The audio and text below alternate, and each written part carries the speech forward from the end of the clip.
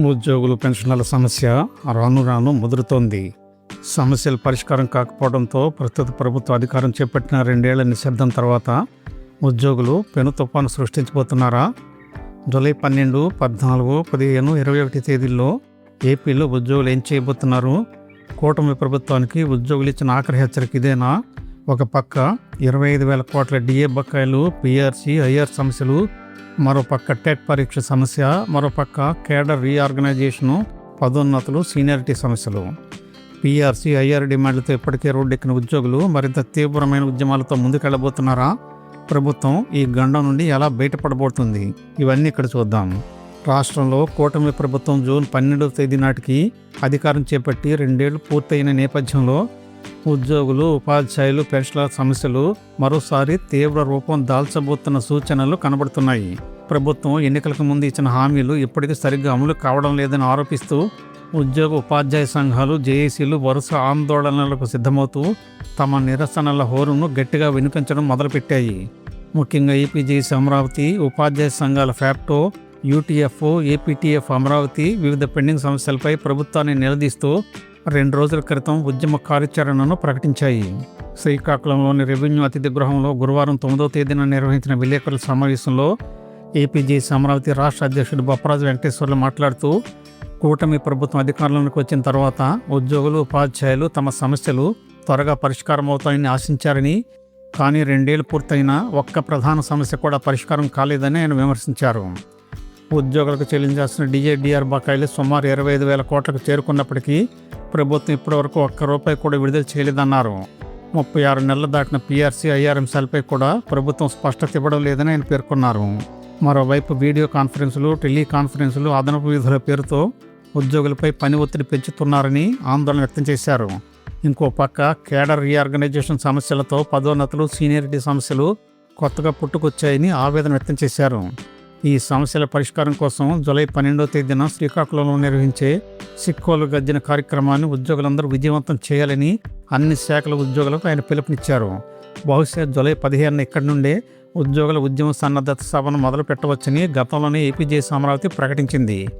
ఈ సమావేశంలో ఏపీజేఏసీ అమరావతి ఉద్యమ సన్నద్ధ కార్యాచరణ కమిటీ అధ్యక్షుడు టీవీ ఫణిపేర్రాజు, జిల్లా అధ్యక్షుడు బీవీవీఎస్ రాజు తదితరులు పాల్గొన్నారు. ఆ తదుపరి జూలై 21వ తేదీన అనంతపురంలో మరో సభ, ఆ తర్వాత 28 జిల్లాల్లో ఉద్యమ సన్నద్ధత సభలు, పెండింగ్ సమస్యల హెడ్డింగులతో భారీ బ్యానర్లు పెట్టబోతున్నట్లు వారు ఇప్పటికే ప్రకటించారు. ఇక ఉపాధ్యాయుల సమస్యల పరిష్కారం కోసం జూలై 14వ తేదీన రాష్ట్ర వ్యాప్తంగా జిల్లా కలెక్టరేట్ల ముట్టడి కార్యక్రమం చేపట్టబోతున్నట్లు యూటీఎఫ్ రాష్ట్ర అధ్యక్షుడు, ఫ్యాప్టో రాష్ట్ర deputy secretary general Nakka Venkateswarlu ప్రకటించారు. విజయవాడలోని యూటీఎఫ్ రాష్ట్ర కార్యాలయంలో జరిగిన ఫ్యాప్టో ఎన్టీఆర్ జిల్లా కార్యవర్గ సమావేశంలో ఆయన మాట్లాడుతూ, ప్రస్తుత ప్రభుత్వం వచ్చి 2 ఏళ్లు పూర్తయినా ఎన్నికల సమయంలో ఇచ్చిన హామీలను సక్రమంగా అమలు చేయడం లేదన్నారు.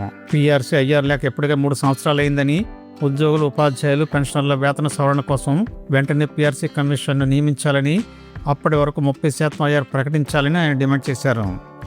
ఇప్పటికే ఎమ్మెల్యేలు, ఎంపీలకు వినతి పత్రాలను అందజేస్తున్నామని, ప్రభుత్వం స్పందించకపోతే మరింత పెద్ద ఎత్తున ఉద్యమాలు చేపడతామని హెచ్చరించారు. అదే సమయంలో ఫ్యాప్టో ఎన్టీఆర్ జిల్లా చైర్మన్ ఏ సుందరయ్య మాట్లాడుతూ, సుప్రీంకోర్టు తీర్పు ప్రకారం ప్రస్తుతం విధుల్లో ఉన్న ఉపాధ్యాయులు కూడా టెట్ అర్హత సాధించాల్సిన పరిస్థితి ఏర్పడిందన్నారు. 30 సంవత్సరాలకు పైగా సేవ చేసిన వారు, 50 ఏళ్లు దాటిన ఉపాధ్యాయులు కూడా టెట్ పరీక్ష రాయాల్సి రావడం వల్ల ఉపాధ్యాయులు తీవ్ర ఆందోళనలో ఉన్నారన్నారు. విద్యా హక్కు చట్టంలోని సెక్షన్ 23(1)లో అవసరమైన సవరణ చేయించేలా రాష్ట్ర విద్యాశాఖ మంత్రి కేంద్ర ప్రభుత్వంతో చర్చలు జరపాలని ఆయన కోరారు. ఈ సమావేశంలో ఫ్యాప్టో జిల్లా secretary general doctor NT Raju, deputy secretary general Syed Khasim, జిల్లా కో చైర్మన్ జి రామారావు తదితర నాయకులు పాల్గొన్నారు. ఇదిలా ఉండగా ఇన్ సర్వీస్ టీచర్ల టెట్ అంశంపై ఏపీటీఎఫ్ అమరావతి రాష్ట్ర అధ్యక్షుడు, రూసో చైర్మన్ సివి ప్రసాద్ ప్రత్యేక ప్రకటన విడుదల చేశారు. అన్ని వర్గాల ఉపాధ్యాయులకు టెట్ అర్హత మార్కులను 35% తగ్గించాలని, వారి మాతృ సబ్జెక్టుకు 100 మార్కులు, ఇతర సాధారణ సబ్జెక్టులైన తెలుగు, ఇంగ్లీషు, సైకాలజీకి 50 మార్కులు మాత్రమే కేటాయించాలని సూచించారు. అలాగే ప్రతి సంవత్సరం సర్వీస్కు 1 మార్కు వెయిటేజ్ ఇవ్వాలని, 50 సంవత్సరాలు దాటినా లేదా 30 సంవత్సరాల సేవ పూర్తి చేసిన ఇన్ సర్వీస్ ఉపాధ్యాయుల పరిస్థితిని దృష్టిలో ఉంచుకొని ప్రత్యేక సడలింపులు కల్పించాలని ప్రభుత్వానికి విజ్ఞప్తి చేశారు. కృష్ణా జిల్లా జేఏసీ నాయకులు బుధవారం కృష్ణా జిల్లా కలెక్టర్ డీకే బాలాజీని కలిసి ఉద్యోగుల సమస్యలపై వినతి పత్రం సమర్పించారు. జేఏసీ జిల్లా అధ్యక్షుడు ఆకూరి శ్రీనివాసరావు మాట్లాడుతూ, పీఆర్సీ కమిటీని వెంటనే నియమించి ఐఆర్ ప్రకటించాలని, హెల్త్ కార్డుల వ్యవస్థను సక్రమంగా అమలు చేయాలని, సరెండర్ లీవ్ బకాయిల చెల్లింపులు ప్రారంభించి పెండింగ్లో ఉన్న 2 డిఏలను మంజూరు చేయాలని కోరారు. ఇప్పటికే రెగ్యులర్ టెట్కు దరఖాస్తు చేసిన ఇన్ సర్వీస్ టీచర్ల కోసం ఆగస్టు నెలలో ప్రత్యేక స్పెషల్ టెట్ నిర్వహించాలని, అలాగే వారికి టెట్ నుండి మినహాయింపు కల్పించేలా కేంద్ర ప్రభుత్వంతో చర్చలు జరిపి చట్ట సవరణ చేయాలని విజ్ఞప్తి చేశారు.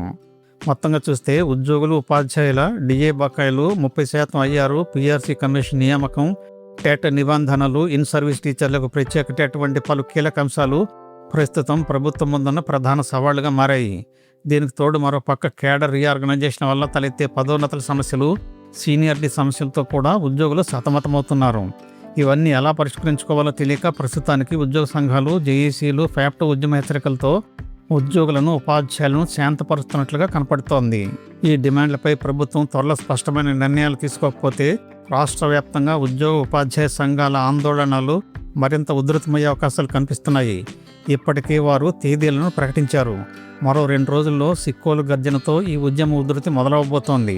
అందుకే ప్రభుత్వం వెంటనే చర్యలు తీసుకొని కనీసం 2 డిఆర్లు మంజూరు చేస్తే బాగుంటుందని, కనీసం 30% ఐఆర్ ప్రకటించి పీఆర్సీ కమిషన్ను నియమిస్తే ఉద్యోగులు శాంతిస్తారని ఉద్యోగులు అనుకుంటున్నారు.